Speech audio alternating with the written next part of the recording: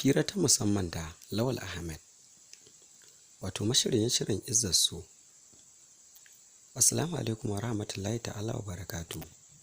Yan uwa masu bibiyar channel ɗin farin wata, barkanku da warhaka, barkanku da sake saduwa a wannan sabon shiri. A yau dinnan BBC Hausa suka zanta da shahararren jarumin Kannywood wato Lawal Ahmed, kuma wanda yake shirya shirin Izzar So.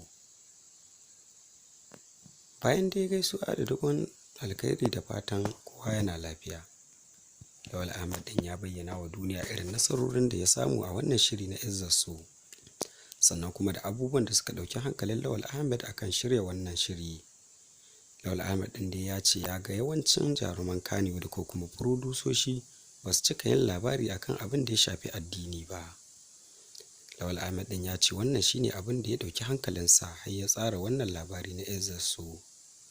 Yan uwa, me yafi burge ku a wannan fim na Izzar So? Sannan kuma wani fata kuke wannan shiri a nan gaba?